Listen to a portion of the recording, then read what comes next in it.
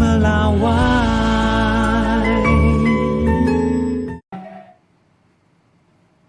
Jelang penerapan kenaikan PPN menjadi 12% per 1 Januari 2025 esok, dikabarkan Presiden Prabowo Subianto akan menemui Menteri Keuangan Sri Mulyani di kantor Kementerian Keuangan. Untuk mengetahui update kondisi terkini, kita langsung bergabung bersama dengan jurnalis Kompas TV, ada Triksi Valencia di kantor Kementerian Keuangan.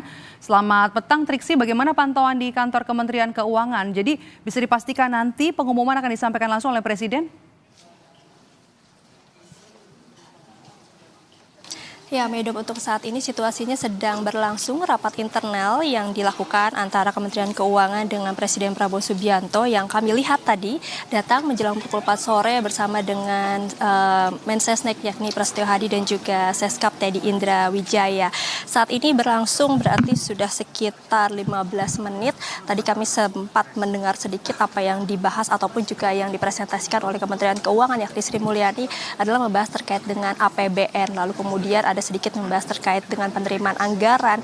Nah, yang terkait dengan apakah nanti ataupun juga hasil dari rapat internal yang berlangsung pada sore hari ini akan memutuskan terkait dengan penetapan kenaikan PPN 12% yang rencananya memang akan berlangsung atau berlaku pada awal Januari. Ini tentu kita akan nantikan bersama-sama dengan bersama-sama Medop dan juga saudara, apakah nanti akan ada keterangan resmi yang kemudian juga hasil dari keputusan rapat bersama terkait dengan sahnya penetapan kenaikan PPN 12% ini akan berlaku pada awal Januari 2025.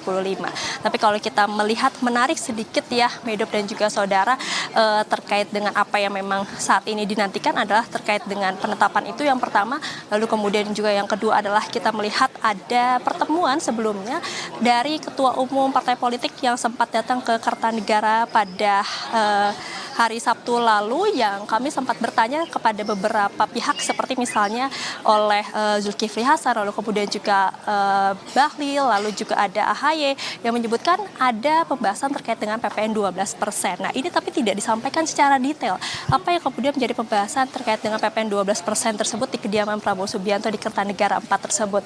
Akan tapi juga yang akan dilihat ataupun juga yang dinantikan saat ini Medop dan juga saudara adalah bagaimana pemerintah memberikan kejelasan terkait dengan penetapan ataupun juga terkait dengan penerapan PPN 12% ini. Seperti apa barang-barang yang juga nanti akan dikenakan. Memang sempat disebutkan bahwa hanya barang-barang mewah saja yang akan terkena ataupun juga dikenakan PPN 12% ini. Tapi terkait dengan list-listnya ini masih belum jelas mana saja barang-barang tersebut. Kemudian juga ada barang terkait dengan pangan yang dikatakan juga kemarin disampaikan tidak ada pangan dari produksi dalam negeri yang dikenakan PPN 12%. Tapi tentu ada waktu itu kita sempat mendengar bahwa ada seperti misalnya beras premium ini nanti bisa dikenakan PPN 12%. Nah, ini tentu yang menjadi tanda tanya sampai saat ini.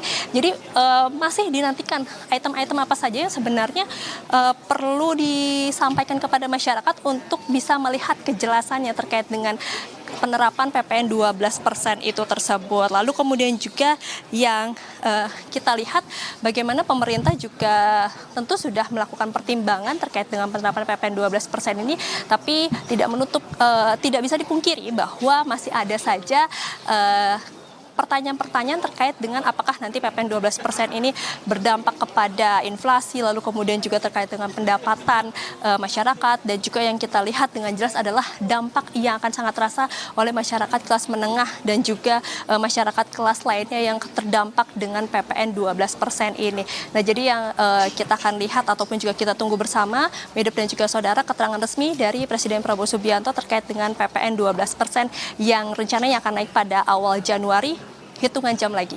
Edo.